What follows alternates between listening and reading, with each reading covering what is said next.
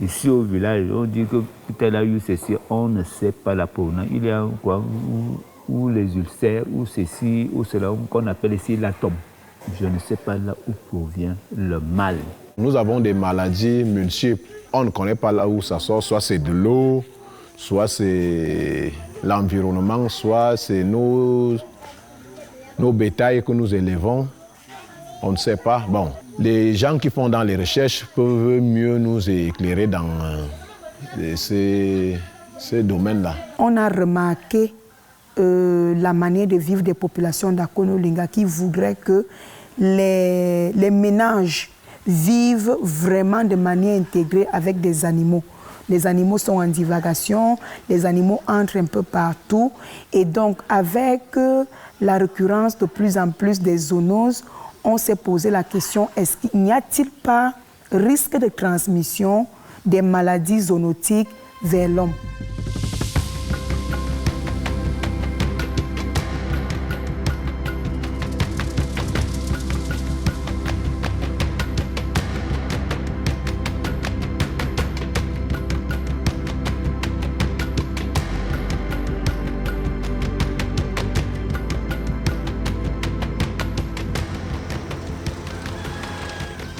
Dans ces villages forestiers du centre du Cameroun, vivent des femmes, des hommes et des animaux dans des écosystèmes intégrés. De génération en génération, les paysans proches de la forêt en ont pris soin pour se nourrir, se soigner et s'épanouir dans une relative harmonie. Tout aurait pu en rester là. À l'ombre de ces transactions et tractations entre les hommes, les animaux et la forêt se développent de manière insidieuse, de grandes infections émergentes et réémergentes. La recherche scientifique intensifie ses activités sur ce phénomène pour mieux le comprendre, le prévoir et le prévenir. L'élevage aide beaucoup. En principe, on avait d'abord décidé auparavant qu'on ne laisse pas vadouiller les bêtes. Et par après, comme on a vu que c'était pénible qu'on élève ces bêtes dans des enclos, on a donc décidé de les faire marcher dehors. Comment comprendre ces interactions? Comment cerner les comportements des populations en relation avec leur environnement immédiat? Quelles sont les pathologies en présence dans cette localité du département d'Union-Ifumu, au Cameroun? Tels sont, entre autres, les questionnements majeurs de l'équipe de scientifiques, de médecins, de vétérinaires et d'étudiants qui cheminent ces contrées en vue de rassembler les cas pratiques, les étudier et produire des données scientifiques utiles à la décision. Je m'occupe de la partie santé animale dans le cadre du projet Agricom. Nous travaillons sur les maladies zoonotiques à risque d'émergence et en particulier nous travaillons sur la fièvre hémorragique des Crimée-Congo sur la zone d'Akono-Linga avec une approche One Health. Pour la partie santé animale, comme Crimée-Congo, c'est une maladie donc transmise par les tiques. On a décidé tout d'abord de faire des prélèvements sérologiques chez les ruminants, donc les bovins et les petits ruminants, puisque ce sont des bons amplificateurs du virus. Ça nous permet en fait de voir, en étudiant donc, les taux d'anticorps dans les sérums, de voir s'il y a une exposition au virus. S'il y a une exposition, ça veut dire qu'il y a une circulation et donc un risque pour la population humaine. Une fois qu'on a fait ces analyses-là, on va aller plus loin pour étudier les risques, les facteurs de risque d'exposition en population humaine. Et pour la deuxième étape du projet Agricom, on a aussi prélevé dans les foyers. Et dans les foyers, on a prélevé les petits ruminants, justement pour voir si là aussi il y avait un risque d'exposition et de circulation du virus important ou pas pour la population humaine. Martial, tu as quel âge? Martial, donne ton âge là-bas. 10 ans. Au départ, on ne voulait pas s'entendre, mais quand on a vu le bien fondé de ce qu'ils recherchent, on a accepté. On les a ouvert les portes et ils sont sur le terrain pour faire le travail. Dès le départ, nous commençons d'abord par la sensibilisation. On va dans les villages qui sont ciblés, on rencontre les chefs. Et puis donc maintenant, avec ces chefs, on touche les populations, les éleveurs d'animaux, ceux qui ont les petits ruminants dans leurs concessions. Et après, on va vers ces populations-là, vers ces personnes-là, pour leur faire parler de la maladie et des conséquences qui peuvent advenir. Mais de façon pratique, lorsque nous arrivons sur le terrain, nous sommes des équipes de 2-2. Et en ce moment-là, il faut qu'une personne d'entre nous puisse contenir la chèvre par la contention, de façon à ce que la veine soit visible pour faciliter le prélèvement.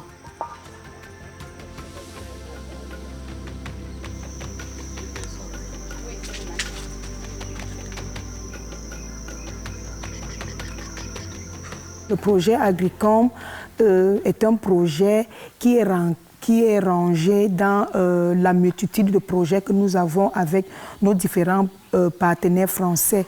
Et lorsqu'on parle des partenaires français, nous parlons ici déjà de l'Université de Corse en France, de l'Université de Aix-Marseille en France, de l'IRD qui est l'Institut de recherche pour le développement basé normalement en France avec une représentation au Cameroun. Et nous avons l'ambassade de France au Cameroun aussi. Agricom, c'est un projet qui prend en compte la santé dans son aspect holistique vraiment. C'est-à-dire qu'on regarde la santé qui est le One Health, on regarde la santé animale, la santé humaine, mais aussi on regarde la santé financière dans la composante entrepreneuriat, on regarde la santé mentale dans la composante éducation, on regarde la santé sociale dans la composante jeunes et femmes, et on regarde un peu la cohésion sociale si vous voulez. Donc Agricom, c'est vraiment un packaging d'activités.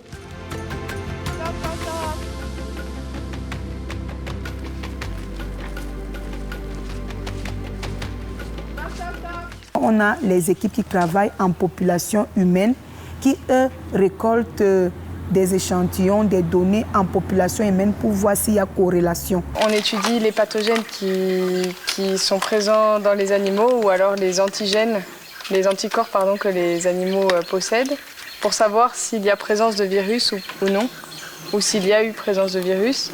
Et on étudie aussi les foyers les foyers où sont présents les animaux, pour savoir si ces animaux peuvent vous transmettre des agents pathogènes. Donc, je me va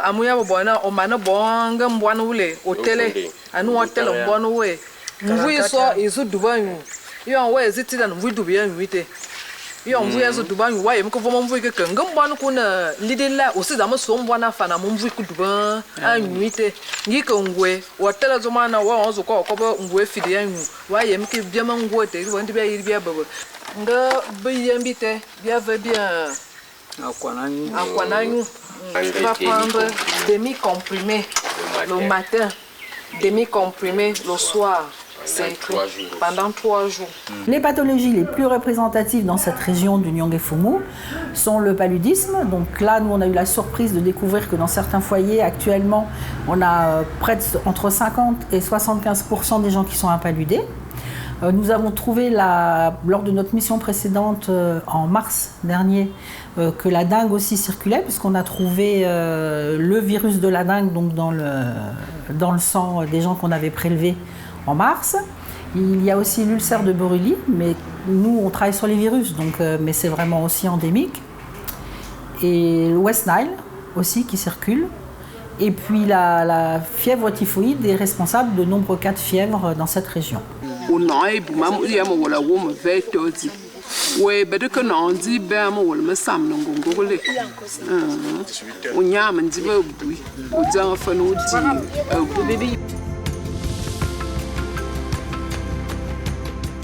Ce matin, l'équipe de recherche est à l'abattoir de Akonolinga. À 6h30, cette grande boucherie à ciel ouvert a déjà livré ses premières victimes. Les carcasses de bœuf sont cassées et concassées à volonté et suivant des codes dictés par le marché. De l'abattoir au laboratoire, le pas est vite franchi. Les scientifiques du projet Agricom font feu de tout bois et prélèvent le matériel biologique susceptibles d'informer sur la circulation des virus. Ainsi en est-il des tiques. La fièvre hémorragique de Crimée-Congo, c'est un virus qui est transmis essentiellement par les tiques. Et du coup, moi, en France, en Corse, je fais une thèse sur les maladies transmises par les tiques, et notamment sur les différents environnements où on va trouver les tiques, pour savoir un petit peu quelle variabilité faunistique et floristique on va trouver, qui va être liée à la présence de certaines espèces de tiques et la présence du coup de certaines espèces de virus, pour pouvoir un petit peu cartographier les possibles émergences, pour prévenir en fait les possibles émergences de pathogènes sur l'île. Ça c'est les mâles et ça c'est la femelle. En fait ici ça concorde un petit peu avec ce que je fais moi en Corse, parce qu'on étudie aussi ce virus-là qui est transmis par une tique.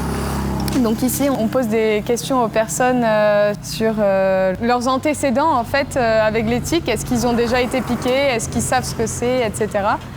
Pour appréhender au mieux en fait, ce genre d'émergence des virus transmis par les tiques. Pour les tiques, c'est une mauvaise tique. Des fois, quand ça attrape un animal, il faut d'abord faire tout et tout pour les traiter. Dans les cas si vous n'avez pas traité, l'animal devient malade, c'est-à-dire ça suit du sang. Donc il faut privilégier sur ça pour l'éliminer. Puis ça a une saison. Le moment que, c'est-à-dire, moi je peux appeler ça fin de la pluie, quand les herbes sont déjà grandies là. Puisque ça, maintenant ça produit, maintenant là, c'est en train de produire. Au fur et à mesure que les herbes grandissent aussi, c'est le moment que ça produit plus. Lorsque les herbes deviennent plus secs, c'est le moment que ça donne aussi, ça attrape le bœuf. Surtout là où il y a les anciens, par exemple, là où il y a les patrouillages là.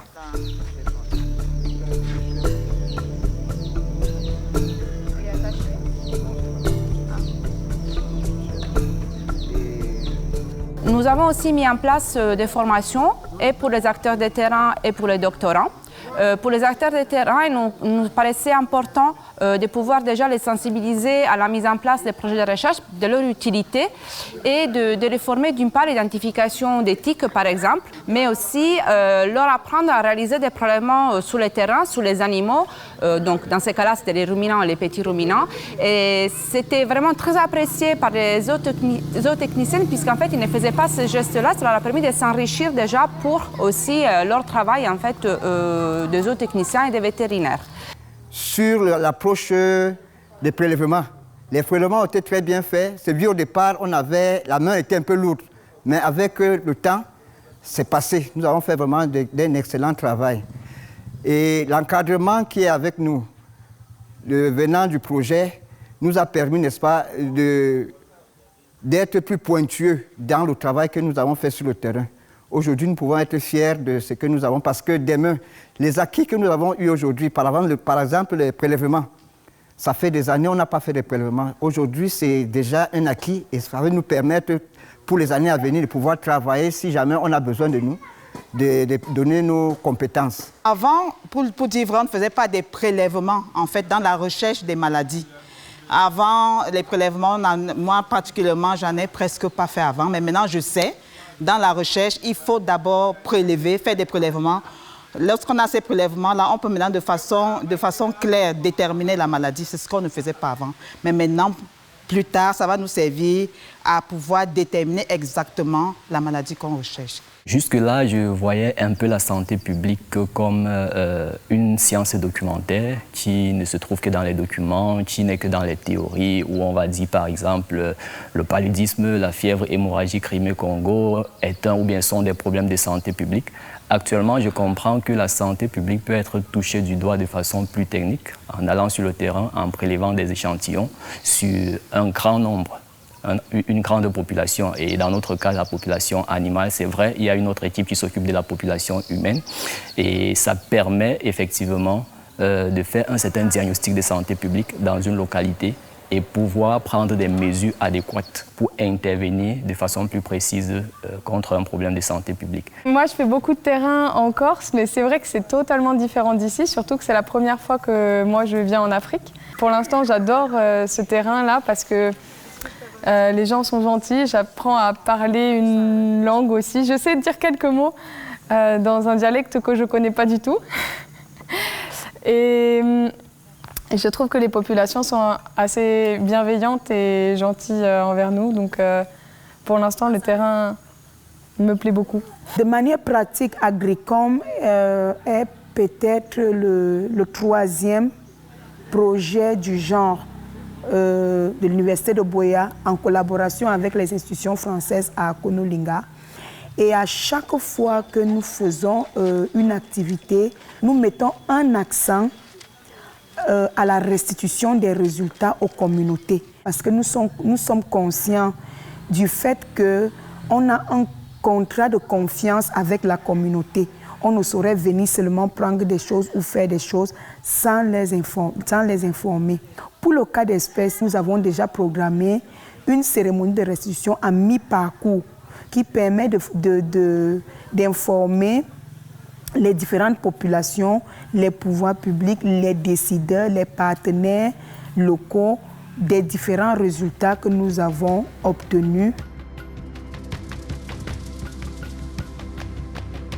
À l'heure où le monde fait face à des changements globaux, avec des effets néfastes du changement climatique, tels que les températures élevées, à l'heure où les écosystèmes forestiers des pays d'Afrique centrale sont perturbés du fait de nombreuses exploitations forestières et agricoles. Au cœur de ces accélérations, émergent et réémergent de nombreux pathogènes, appelant à revoir nos modes de vie et engager des politiques publiques conséquentes. Face à ces défis, aux côtés des politiques, du mode économique et des citoyens, les scientifiques sont en première ligne pour assurer l'inventaire et le contrôle des pathogènes et esquisser des pistes de solutions. Pour ce faire, il devient urgent de former de la ressource humaine dédiée, d'installer des dispositifs techniques fiables et développer des cadres institutionnels et partenariaux conséquents. Moi, je suis fier de votre campagne de sensibilisation de tout ce village.